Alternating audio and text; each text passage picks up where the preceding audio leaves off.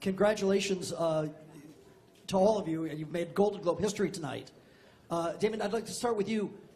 How many no's before you knew this was actually going to happen? How many no's? I mean, it was yeah, many, but enough to fill 6 years. That's how long it took to actually get the movie going.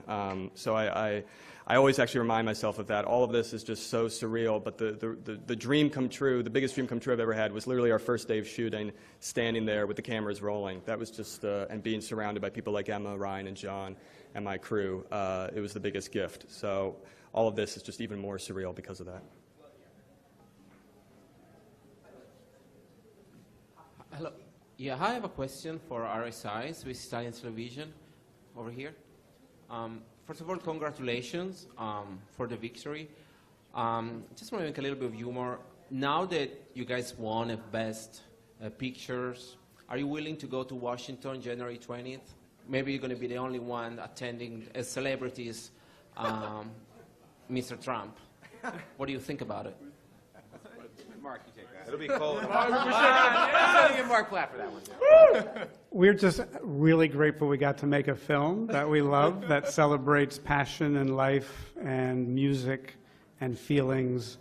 I don't know what you're all doing on January 20th. I'm going to be in a movie set making a film, which is what I love to do, and I'm very lucky to do so.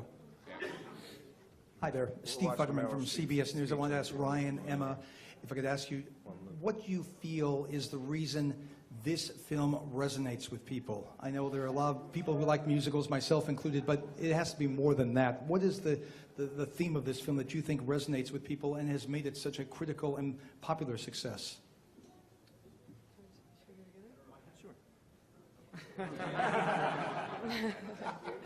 We'll play popcorn. Just one word. I think Emma spoke to that so beautifully in her speech. The thing that moved me so much about the film, is this idea that the importance of pursuing your dream despite the obstacles, and I think it's a beautiful message for Damien to put out in the world, and it seems like a very appropriate time for that. I think Emma really spoke so beautifully to that in her speech. Well, thanks. Yeah. And yeah, I mean that I think is maybe kind of the key to what's inspiring about it right now. I also think that there's something about these two characters and what they're going through that feels very realistic and very human, even in these kind of fantastical, circumstances where they're singing and dancing and everything is so beautifully colorful. I think two people struggling in that way and falling in love and how it ultimately unfolds is something that I think everybody can relate to in some way and what could have been. So, yeah, thank you. Thank you. Ryan, Emma right here to your left, congratulations.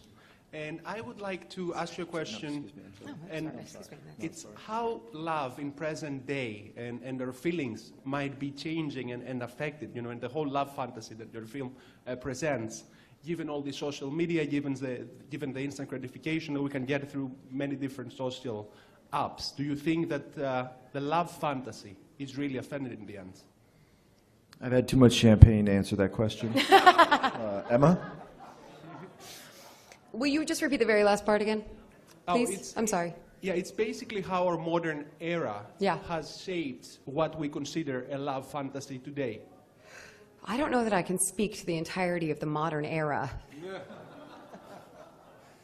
right now, but by next week I'm going to have a solid answer for you with footnotes and references. Maybe Damien can answer that, the director? How our modern era has shaped the love fantasy?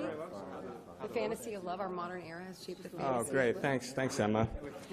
Great. So excited for your answer.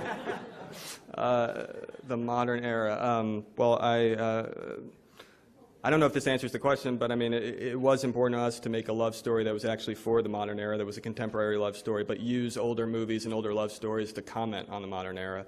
look at the ways in which the time we live in now, matches those old movies in some ways and doesn't match them at all in other ways. And also, this idea that actually one does need to move forward. That nostalgia for nostalgia's sake is not a place to live in, and that you should honor the past, but to actually find a way to push that forward, whether it's in how you love or how you make movies or how you make any art.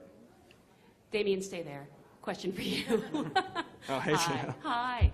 First of all, I'm hoping someone can get me Dear Evan Hansen tickets. Yeah. And then after that, I was wondering if you could elaborate a little on breaking this record, the most Golden Globe wins ever. I mean, it's one thing to win, it's another to break a record.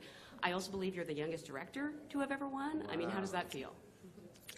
Well, now that you say that, it feels incredible. I'm not sure. I mean, I think I'm still processing. This is my first time ever at the Golden Globes. I assume it doesn't always go this way, so I'm not going to get used to it. But I was just so honored to be here at all. So to now actually be on this stage and be with the people I made this movie with. I think the thing I was the most excited about, honestly, was getting to see, Justin, who I went to college with, who I met in a college band, and we talked about movies back when we were 17 and 18, to see him on that stage. I think maybe it was actually the single greatest moment for me.